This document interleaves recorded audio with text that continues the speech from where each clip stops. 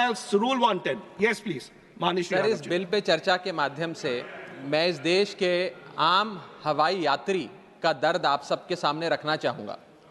Sir, वादा था कि हवाई चप्पल वालों को हवाई जहाज़ की सैर कराई जाएगी।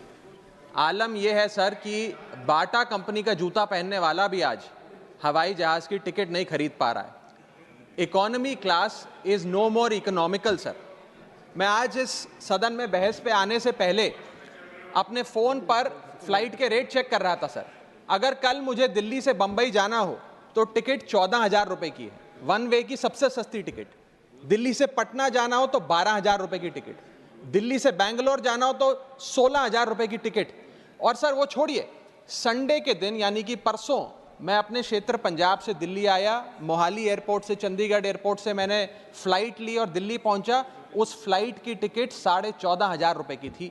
हम सांसदों को तो फ्लाइट की रीइंबर्समेंट मिल जाती है सर, आप उस आम नागरिक का सोचिए जो इस स्काई रॉकेटिंग एयर प्राइसेस से जूझ रहा है। और एक और दिलचस्प चीज़ है, एक ही सेक्टर की एक ही दिन की सेम एयरलाइन जो अलग अलग समय पर उड़ती है उसके भी रेट अलग है। आपको सुबह 10 बजे दिल्ली से बंबई जाना, उस एयरलाइन से उस तारीख पे आपको एक रेट मिलता है। 2 बजे की दोपहर की टिकट लेते हैं उसी एयरलाइन पे, उसी दिन पे वो उससे दोगुनी हो जाती है। न जाने क्या लॉजिक है सर। हमें इस देश में एयर यात्रा को लग्जरी ट्रैवल नहीं बनाना सर, आम ट्रैवल बनाना है जैसे कि ट्रेन का है। और सबसे बड़ी बात सर, इस देश में जहाज में उड़ना और जहाज में उड़ के अपनी मंजिल तक पहुंचना आज भी इस देश की बहुत बड़ी आबादी के लिए एक सपना है। अगर ट्रैवल की रफ्तार बढ़ेगी तभी इस देश की रफ्तार बढ़ेगी। सर, दूसरा दर्द जो इस देश का आम आदमी रोज उससे जूझ रहा है वो है ओवर क्राउडेड एयरपोर्ट्स। सर, आज हमारे देश के एयरपोर्ट्स बस अड्डे जैसे बन गए हैं। बस अड्डों से बदतर हालत, बदतर व्यवस्था देश के एयरपोर्ट्स पर है सर। टर्मिनल 1 चले जाइए दिल्ली के, टर्मिनल 2 चले जाइए दिल्ली के, आप हालात देखिए। सिक्योरिटी लाइन से लेकर चेक इन लाइन तक लोग लाइनों में खड़े हैं और लाइनों में खड़े हैं और उसके बाद उनकी फ्लाइट भी इस चक्कर में मिस हो जाती है। एक मुसाफिर सही समय पर फ्लाइट नहीं पकड़ पा रहा क्योंकि वो बेचारा चेक इन और सिक्योरिटी लाइन में ही फंसा रहता है। इतने ओवर क्राउडेड एयरपोर्ट्स आज हमारे देश के बन चुके हैं। सर, आज यात्री का तीसरा दर्द, Honorable members, please let the honorable members speak. Please. Sir, बोलने दीजिए। No, honorable members, please. Honorable members. माननीय सदस्य, मेरा समय जा रहा है। Please let him speak. Sir, आज एयरपोर्ट्स पर खाना इतना महंगा है, बाजार के मुकाबले 2 गुना 3 गुना दाम है। एक साधारण सी पानी की बोतल जो 20 रुपए की बाजार में मिलती है, वो एयरपोर्ट के भीतर जाकर फूड आउटलेट पर 100 रुपए की मिलती है। आज यात्री जो इंतजार कर रहे हैं अपनी फ्लाइट का, वो पानी पीकर पेट भर रहा है कि कहीं 250 रुपए की चाय और 350 रुपए का समोसा ना खरीदना पड़ जाए। बताइए सर, एक आम आदमी एयरपोर्ट पर अपने जहाज का इंतजार करते हुए क्या एक चाय नहीं पी सकता? क्या इस पर कोई रेगुलेशन नहीं होना चाहिए? क्या कोई अफोर्डेबल कैंटीन का मैकेनिज्म नहीं होना चाहिए? चौथा दर्द जो आज इस देश के आम यात्री को सर सहन करना पड़ रहा है वो है पुअर कनेक्टिविटी। आज इस देश के कई टूरिज्म स्पॉट्स पे, कई फेमस शहरों तक जहाज की यात्रा नहीं पहुंचती, फ्लाइट्स नहीं पहुंचती, एयरपोर्ट नहीं पहुंचती। कई शहर, अधिकतर शहर ऐसे हैं जहां पर एयरपोर्ट्स नहीं हैं। इंसान को जहाज लेकर, जहाज से उतरकर कई घंटों का बस का और गाड़ी का सफर तय कर अपनी मंजिल पे पहुंचना पड़ता है सर। सरकार ने कहा कि मालदीव्स मत जाओ, लक्षद्वीप जाओ छुट्टी मनाने। मैं आपको आज का रेट बता रहा हूं सर। अगर आज मुझे दिल्ली से मालदीव जाना हो तो 17,000 रुपए की फ्लाइट है, लेकिन दिल्ली से लक्षद्वीप जाना हो तो 25,000 रुपए की फ्लाइट है सर। तो बताइए हम मालदीव जाएं कि लक्षद्वीप जाएं? सर, चौथा दर्द जो आज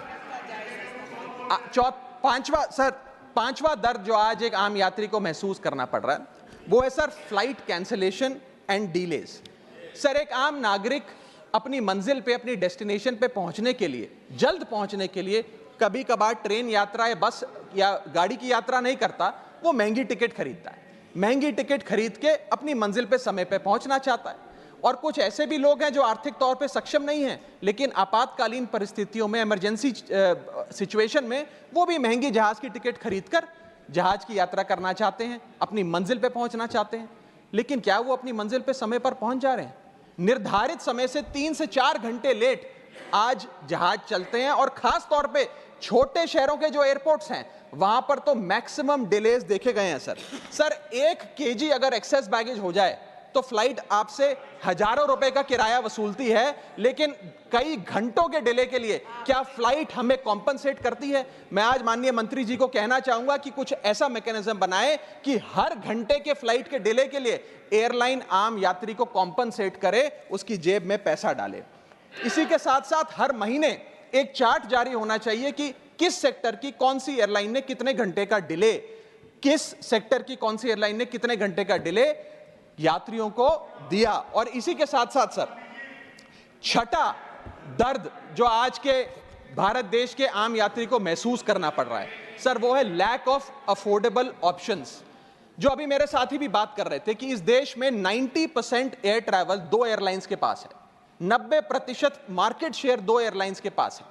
यानी कि एक हमने कार्टेल क्रिएट कर दिया, डुओपोली क्रिएट कर दी, यानी कि वो मन चाहे दाम पे मन चाहे सर्विसेज देंगे क्योंकि कोई कंपटीशन ही नहीं है, कोई प्रतिस्पर्धा नहीं है। Point of order. I'd like to take a point of order. One second. Bharat सरकार Point of order. Point of order. Yes.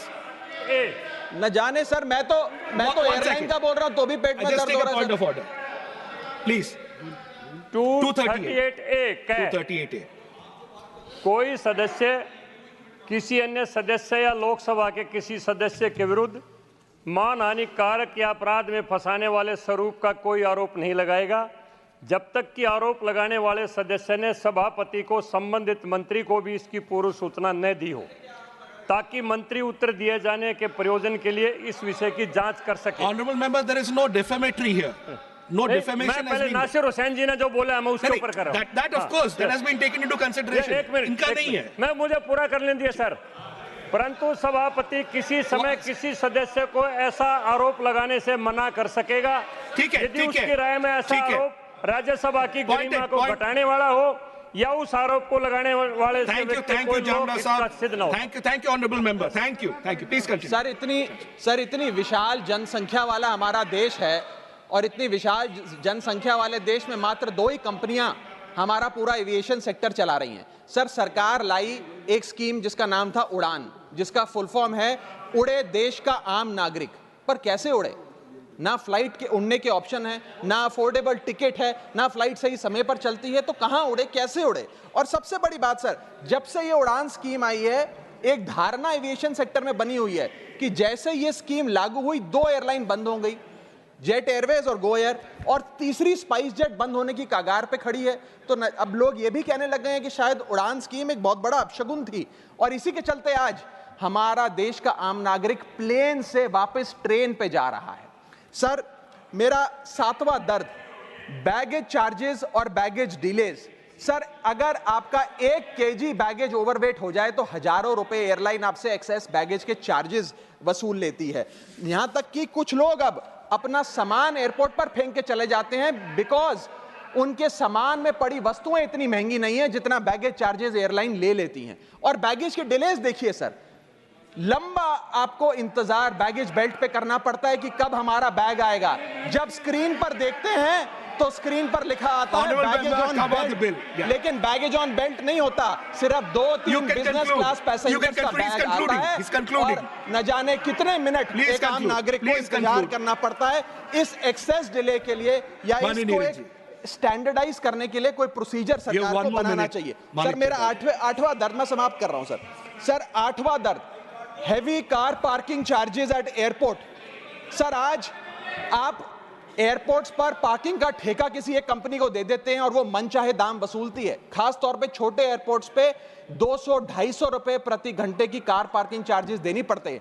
आज आप दिल्ली के एयरपोर्ट चले जाइए 220 रुपए प्रति घंटा गाड़ी का चार्ज लगता है। और अगर आपने कोई कैब टैक्सी बुक कर ली तो उसका भी मोटा बिल आता है, क्योंकि वो टैक्सी वाला भी expensive car parking charges, airport charges अपने बिल में जोड़कर आपको देता है। सर ये था दर्द फ्लाइट में चढ़ने से लेकर फ्लाइट में उतरने का। मैं अंत में 4 पंक्तियां सुनाकर अपनी वाणी को विराम दूंगा और आज इस देश के आम नागरिक, आम यात्री का दर्द इन पंक्तियों में आप तक पहुंचाने की कोशिश करूंगा। कहीं है लंबी लाइनें, कहीं चेक इन से पहले काउंटर बंद, कहीं स्लो चल रहा है सर्वर, कहीं इंटरनेट है मंद। महंगी टिकट के बाद भी यात्रा की कोई गारंटी नहीं, आपका सामान चाहे टूटे चाहे फूटे, कोई वारंटी नहीं। जो हाल है बस अड्डों का, वही तस्वीर आती है एयरपोर्ट से। चाय हो या समोसा, नहीं मिल रहा 500 रुपए के नोट से। रोज फ्लाइटें रद्द हो रही हैं धमकी बम विस्फोट से। आखिरी में सर, कब तक आम आदमी मरता रहेगा एयरपोर्ट की छत गिरने की चोट से? जनता की मुश्किलें तो पल भर में मिट जाएं अगर सरकार को फुर्सत मिल जाए चुनाव या वोट से। Thank you. Honorable members.